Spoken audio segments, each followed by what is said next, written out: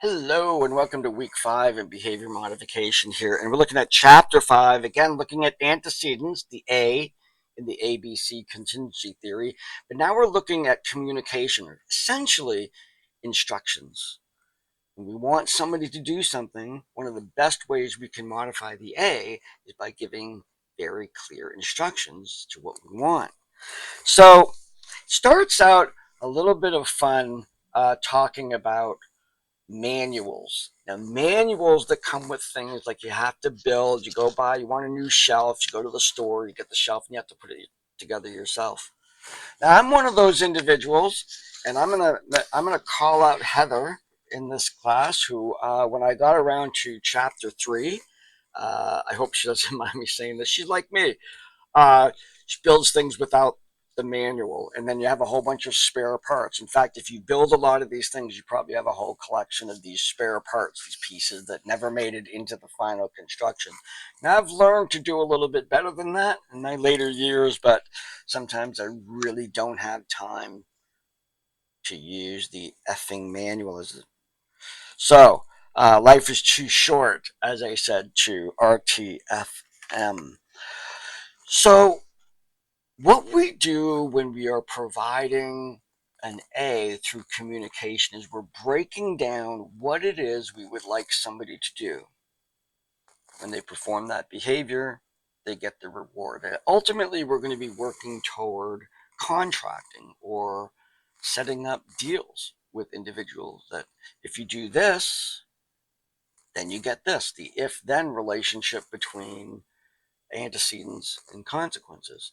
So if you do this is described really, really well, it makes it more likely that the individual is going to actually do that behavior.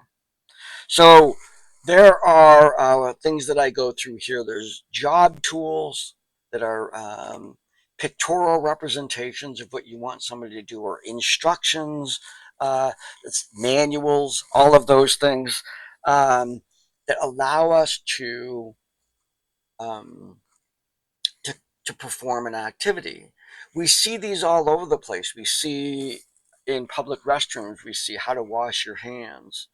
We see, how to use the hand dryer. It shows the hands underneath the wavy lines. Like hold your hand under there, and the heat's going to come down on that. All of these pictorial representations of how we actually use something. Very, very effective in communicating in order to bring about particular behavior. We also have the notion of prompts. Now, I can speak most authoritatively in this class to its application within the classroom. So let me use some of my own assignments. So when we have a discussion, let's say we have a discussion in this class for this chapter 5 discussion, I'm asking you to provide both good and bad examples of instructions that you got in school. Now, that statement that I make is referred to as a prompt. Any question that you get within a scholastic environment is a prompt. What information am I giving you in order to elicit a response? It might be a true and false question. It might be an essay question. It might be the instructions that go along with my assignments. Any one of those are called prompts. And the question is, for our study today, is to look at, is it clear enough? And this is potentially something that you can really attest to within that discussion itself, is have you ever been in a scholastic environment, a school environment, and you get a test question or you get instructions to do something and you're still not clear what's expected of you? Maybe they weren't written as well or conscientiously enough. Maybe they assumed you knew too much information. Maybe you assumed you had information. And to tell you the truth, sometimes that is the point. I have encountered individuals who have come up to me after a test and said, I didn't understand what you were asking for in question 5. And I could legitimately say, that's your answer.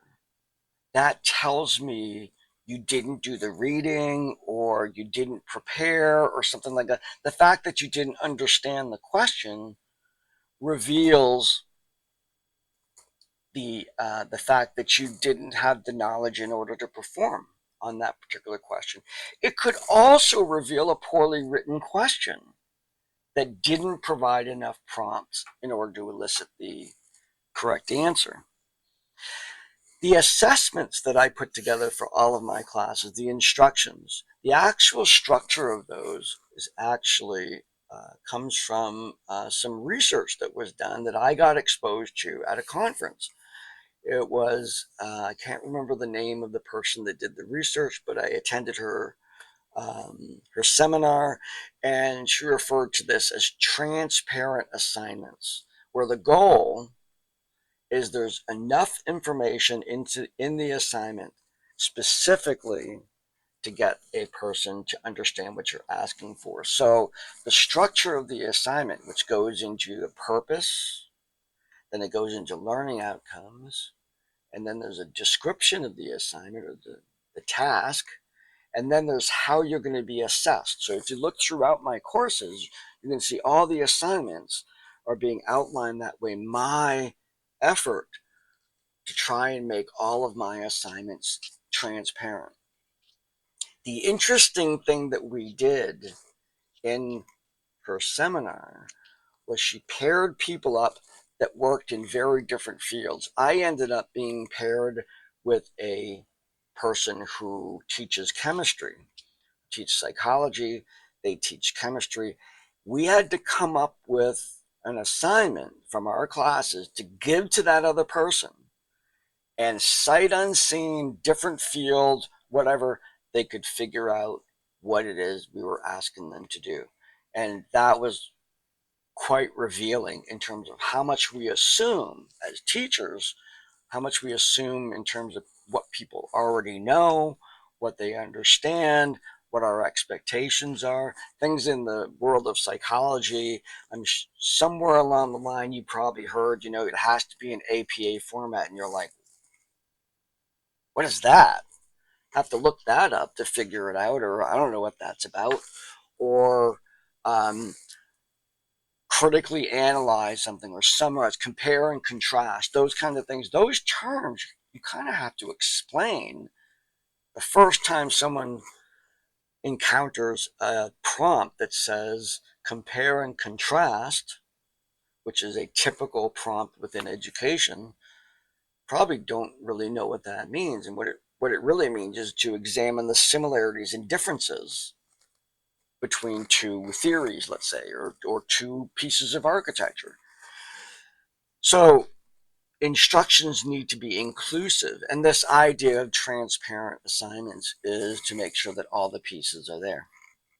So we've discussed the discussion already. The prompt for that is for you to provide, I paraphrase it here, but provide good and bad examples of instructional experiences that you've had in courses. And the assignment is actually to create a graphic job tool. The specific expectation for this is to pick a person of a particular age. Probably the easiest thing to do is to pick a child. Pick a young child, and you're going to have them make toast or something like that. And you create a one-page document. It could be in PowerPoint, it could be in Word, or whatever you feel comfortable doing that. Pictorial instructions, verbal and pictorial instructions on how to make toast, or how to mow the lawn, or how to make their bed, or brush their teeth, or anything like that. I want you to make this up. You can go online and you can see, job tool on making the bed. Don't cheat. Do it yourself. Okay? Don't get AI to do it. Not good. You can do AI to generate the images. That's really cool. If you have all the steps and you go to AI and say, make a character doing this, make a character doing that, that's fine. That makes for a nice presentation there. So that's fine. But do the assignment yourself, coming up with the steps in a particular process. What it will be evaluated on is first, would a person that age understand this? Is this age appropriate? Second, is it attractive to the person? Like they want to use this ad. It's not just, there's instructions that are just, kind of plain, but then there's this presentation of instructions, particularly useful for young children, but also incredibly useful for us who don't like to use the manual. Yeah, I like to look at the pictures to see how things connect. Okay, and that brings us to the end of what we're talking about now. Again, in the big picture, we're still looking at the A in the ABC. Antecedents, we talked about the environment last week.